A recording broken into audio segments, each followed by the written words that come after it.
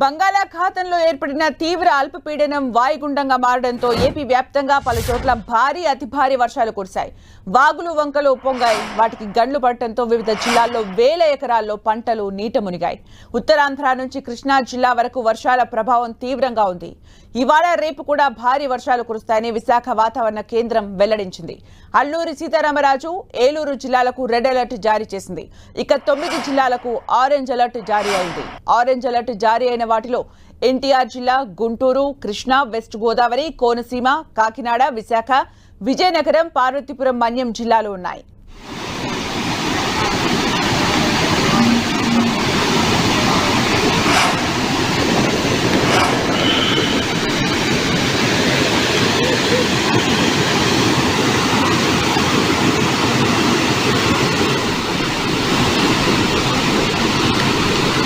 ప్రకాశం barrage పరివాహక ప్రాంతంలో భారీగా వర్షాలు కురుస్తున్నాయి. దీంతో ప్రాజెక్టులో ఇన్ఫ్లో పెరిగింది. దీంతో ప్రకాశం బ్యారేజ్ కు వరద హెచ్చరిక జారీ చేశారు అధికారులు. ప్రకాశం బ్యారేజ్ వద్ద 4 గేట్లు 1 అడుగు మేర ఎత్తి 2900 క్యూసెక్ల నీటిని సముద్రంలోకి విడుదల చేశారు ఇరిగేషన్ అధికారులు.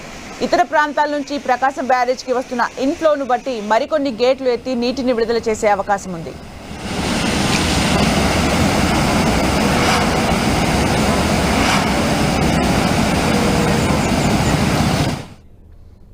మరిన్ని అప్డేట్స్ మా ప్రతినిధి తిరుమలరావు అందిస్తారు. తిరుమలరావు.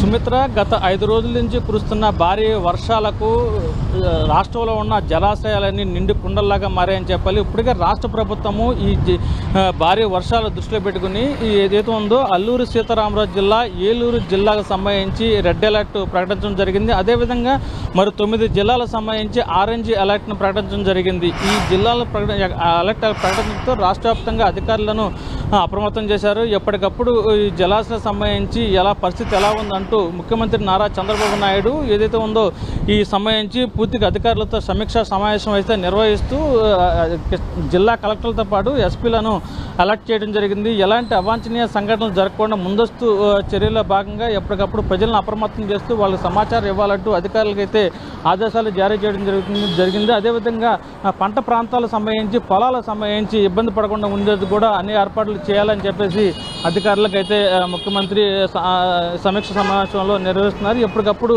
అధికారులను అప్రమత్తం చేస్తూ వాళ్ళకి సంబంధించి పూర్తి స్థాయిలో ప్రజలకు ఎలాంటి ఇబ్బంది కలగకుండా, ఎలాంటి నష్టం కలగకుండా ఉండేందుకు కూడా అన్ని ఏర్పాట్లు చేయాలని చెప్పడం జరిగింది. అదేవిధంగా ఈ కొన్ని వాగులు వంకలు పొంగటంతో లంక గ్రామాల ప్రజలు సంబంధాలు అయితే తెగిపోవడం జరిగింది. వాళ్లకు ఎలాంటి ఇబ్బంది కలగకుండా ముందస్తు జాగ్రత్తలు చేపట్టాలి. అదేవిధంగా నిరాశైన వారికి పునరావాస కేంద్రాలు తరలించాలంటూ అధికారులు అయితే ముఖ్యమంత్రి నారా చంద్రబాబు నాయుడు ఆదేశాలు జారీ చేయడం జరిగింది. ఏదేమైనప్పటికీ భారీ వర్షాల కారణంగా లంక గ్రామాల ప్రజలను సురక్షిత ప్రాంతాలు తరలించేందుకు కూడా అన్ని ఏర్పాట్లు చేయాలి. ఎవరికి నష్టం కలగకుండా అధికారులు అయితే అన్ని ఏర్పాట్లు చేయాలని చెప్పేసి ఆదేశాలు జారీ చేయడం జరిగింది. పంట నష్టం జరగకుండా సంబంధించి పంటలు ఇప్పుడే కొంతమంది పంటలు వేసేది ఆ సంబంధించి పంట నష్టం జరగకుండా ఉండేది కూడా అన్ని ఏర్పాట్లు చేయాలని చెప్పేసి అధికారులకైతే ముఖ్యమంత్రి నారా చంద్రబాబు నాయుడు ఆదేశాలు జారీ చేయడం జరిగింది. లంక గ్రామాల ప్రజలను దృష్టిలో పెట్టుకుని ఎలాంటి ఇబ్బంది కలగకుండా ఉండేందుకు కూడా అన్ని ఏర్పాట్లు చేయాలని చెప్పేసి చెప్పడం జరిగింది. మరో విధంగా చూసుకుంటే ప్రకాశం బ్యారేజీ ఎగువ నుండి వాటర్ విడుదల చేయడంతో దిగువకు 7 గేట్లు 1 అడుగు మేర ఎత్తడం జరిగింది. దిగువ ఉన్న ప్రాంతాల ప్రజలు, లంక గ్రామాల ప్రజలు